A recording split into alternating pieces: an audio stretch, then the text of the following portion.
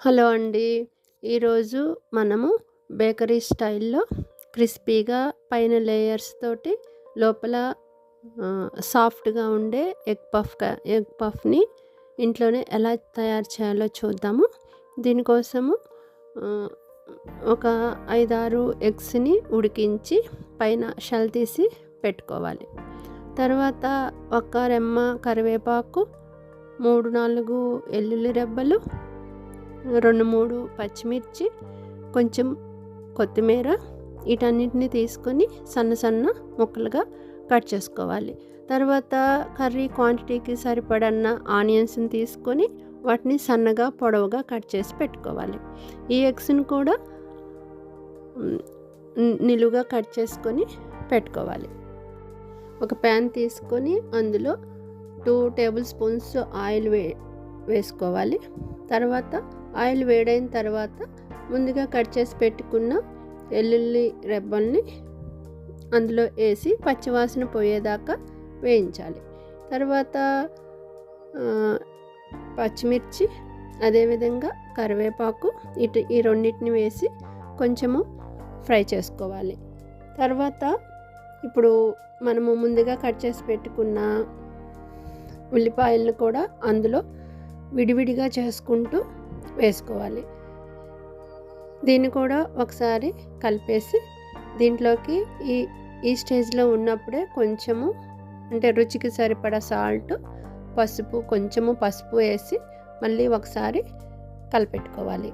ఇది దాదాపు 2 to 3 మినిట్స్లో అయిపోతుంది. ఇది మరీ ఎక్కువగా కుక్ అవ్వాల్సిన అవసరం లేదు. ఓకే, ఇలా చేసిన తర్వాత ఇప్పుడు మనము దీనికి కావాల్సిన మసాలాలన్నీ ఈ స్టేజ్లో యాడ్ చేయాలి. దీనికోసము ఒక టేబుల్ స్పూను ధనియాల పౌడరు, ఒక table spoon red chilli powder, 1/2 table spoon జీలకర్ర పౌడరు, ఈ మూడింటిని వేసి ఒకసారి మిక్స్ చేసుకోవాలి. తర్వాత ఒక 50 ml వాటర్ కూడా యాడ్ చేసుకొని దీన్ని మళ్ళీ ఒకసారి తిప్పి కుక్ చేసుకోవాలి. దీనివల్ల వాటర్ వేయటం వలన లోపల కర్రీ అనేది జ్యూసీగా ఉంటుంది, మరి అంత డ్రైగా ఉండదు. ఫైనల్గా కొంచెము కొత్తిమీర చల్లి ఒకసారి మొత్తము కలుపుకోండి. తర్వాత దీన్ని పక్కన పెట్టేసేయండి కంప్లీట్గా చల్లారే వరకు.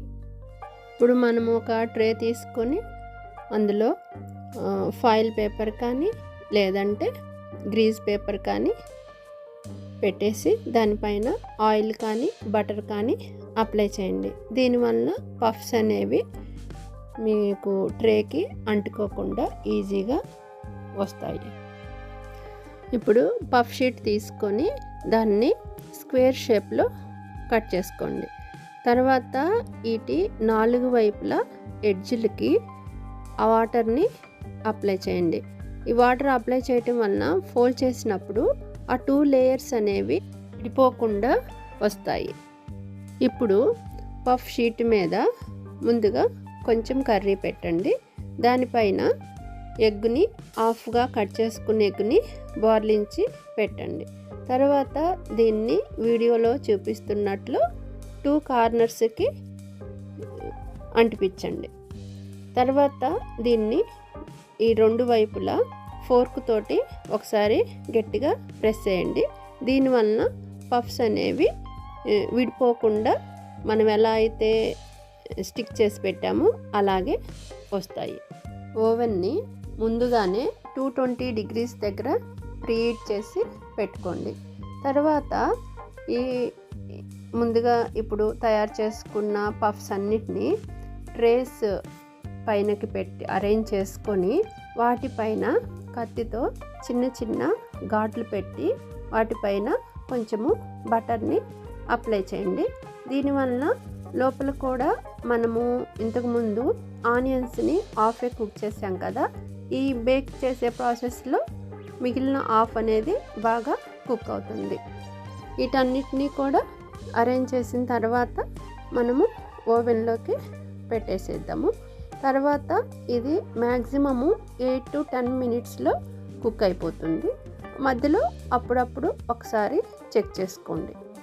10 మినిట్స్ తర్వాత చూస్తే ఈ విధంగా ఉన్నాయి. ఇది పైన క్రిస్పీగా లేయర్స్ తోటి, లోపల సాఫ్ట్గా, తినేటప్పటికి ఇంకా తినాలనిపించేటట్లు ఉంటుంది.